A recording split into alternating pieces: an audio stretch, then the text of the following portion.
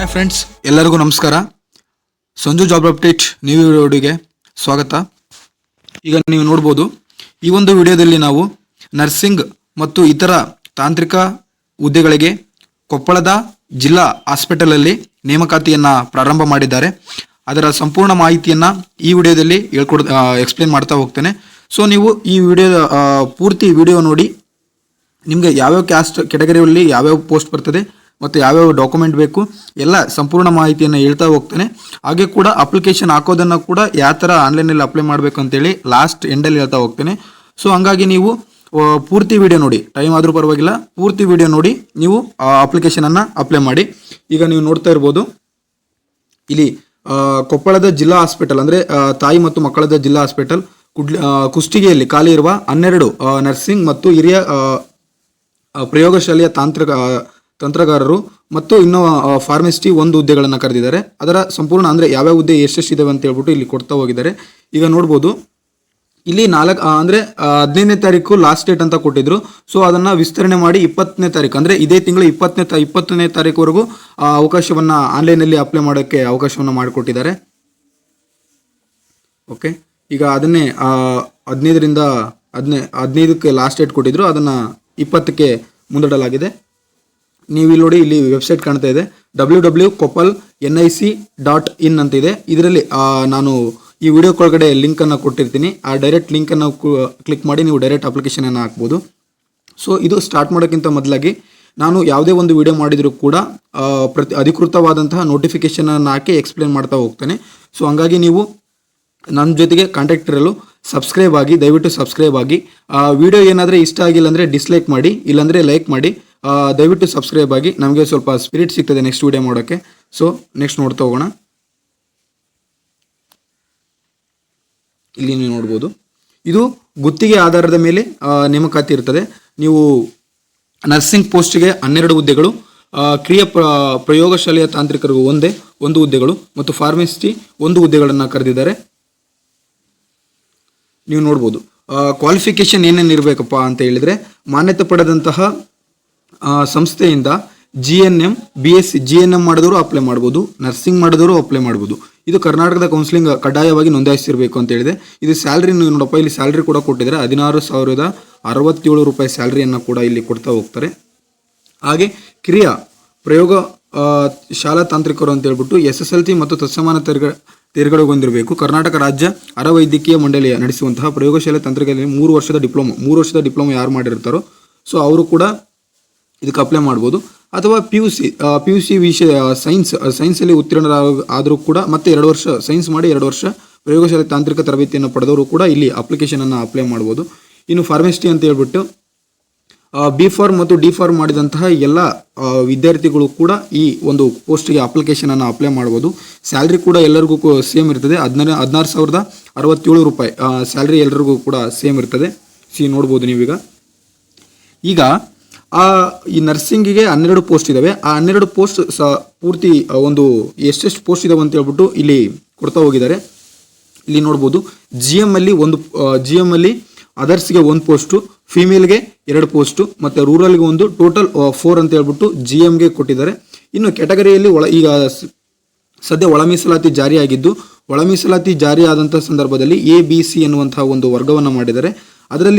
ಇದರಲ್ಲಿ SC category Cಗೆ 1 ಹುದ್ದೆಗಳು ಅಂದರೆ ಅದರ್ಸ್ಗೆ 1 ಹುದ್ದೆಗಳು, ಟೋಟಲ್ ಏನಂತ ಹೇಳಿದರೆ ಒಂದೇ ಹುದ್ದೆಯನ್ನು SC ಕೊಡ್ತಾ ಹೋಗಿದ್ದಾರೆ. ಸೊ STಗೆ ಕೂಡ ನೀವು ನೋಡ್ಬೋದು, STಗೆ ಒಂದೇ ಫೀಮೇಲ್ ಹುದ್ದೆ ಇದೆ, ಟೋಟಲ್ 1 ಹುದ್ದೆ ಇದೆ. ಹಾಗೆ 2A ಕ್ಯಾಟಗರಿ ಕೂಡ ಫೀಮೇಲ್ಗಿದೆ, ಟೋಟಲ್ 1 ಹುದ್ದೆ.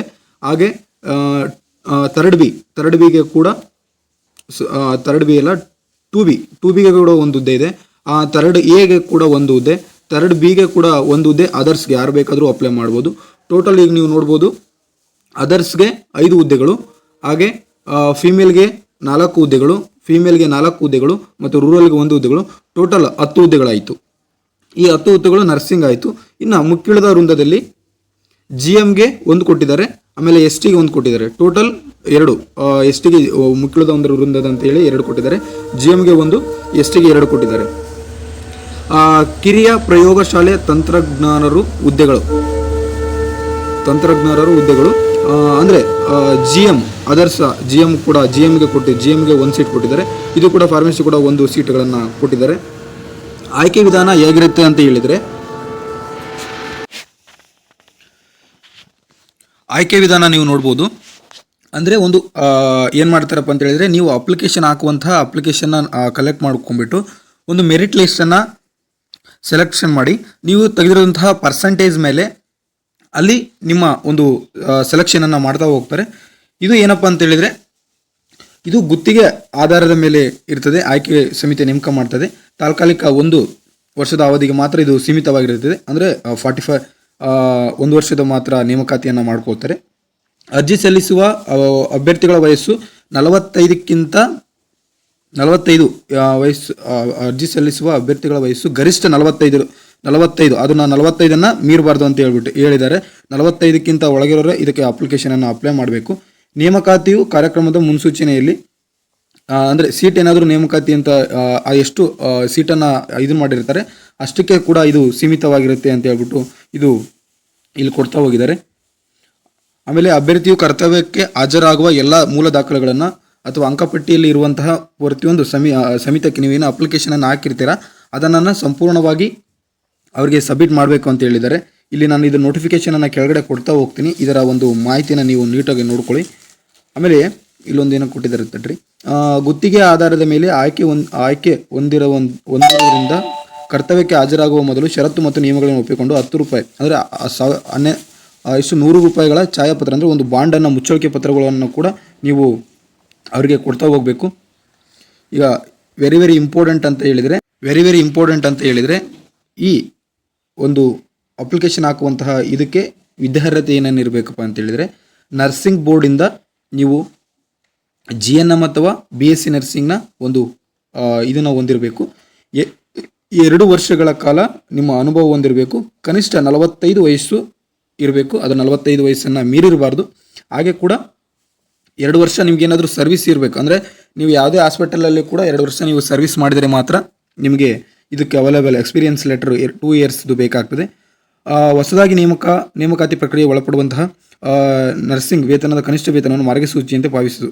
ಅಂದರೆ ನಿಮಗೆ ಸ್ಯಾಲ್ರಿ ಏನಿದೆಯಲ್ಲ ಅದರ ಒಂದು ಮಾರ್ಗಸೂಚಿಯನ್ನು ಇಲ್ಲಿ ಕೂಡ ಕೊಡ್ತಾ ಹೋಗಿದ್ದಾರೆ. ನಾನು ವಿದ್ಯಾರ್ಹತೆಯನ್ನು ಫಸ್ಟಿಗೆ ಹೇಳ್ತಾ ಬಂದಿದ್ದೀನಿ. ಇದನ್ನು ನೋಟಿಫಿಕೇಶನ್ ಕೂಡ ಕೆಳಗಡೆ ಕೊಡ್ತೀನಿ, ನೀವು ಓದ್ಕೊರಿ. ಇಲ್ಲಿ B ಫಾರ್ಮ್ ಮಾಡಿದರು ಅಥವಾ D ಫಾರ್ಮ್ ಮಾಡಿದಂಥ ವಿದ್ಯಾರ್ಥಿಗಳು ಕೂಡ ಇಲ್ಲಿ ಅಪ್ಲೈ ಮಾಡ್ಬೋದು. ಇಲ್ಲಿ 15ನೇ ತಾರೀಕು ಅಂತ ಕೊಟ್ಟಿದ್ದಾರೆ. ಇದನ್ನು ಮುಂದೂಡಲಾಗಿ 20ನೇ ತಾರೀಕು ಕೂಡ ನೀವು ಅಪ್ಲಿಕೇಶನ್ ಹಾಕ್ಬೋದು ಎನ್ನುವಂತಹ ಕಾಲಾವಕಾಶವನ್ನು ಈ ಕೊಪ್ಪಳದ ಜಿಲ್ಲಾ ಹಾಸ್ಪಿಟಲ್ ಅಧಿಕೃತವಾಗಿ ಹೊರಡಿಸಿದ್ದಾರೆ. ಓಕೆ, ನೀವು ನೋಡ್ಬೋದು. ಕನ್ನಡವನ್ನು ಸ್ಪಷ್ಟವಾಗಿ ಮತ್ತು ಬರೆಯುವುದಕ್ಕೆ ಬರಬೇಕು ಅಂತ ಹೇಳ್ಬಿಟ್ಟು ಇಲ್ಲಿ ಕೊಡ್ತಾ ಹೋಗಿದ್ದಾರೆ. ಆಮೇಲೆ ಅಂಕಪಟ್ಟಿ ಎಲ್ಲ ನೀಟಾಗಿರಬೇಕು. ಆಮೇಲೆ ನೀವು ಆನ್ಲೈನ್ ಅಪ್ಲೋಡ್ ಮಾಡುವಂತಹ ಪ್ರತಿಯೊಂದು ದಾಖಲೆಗಳನ್ನು ಅವರಿಗೆ ಕಡ್ಡಾಯವಾಗಿ ಸಲ್ಲಿಸಬೇಕಾಗ್ತದೆ.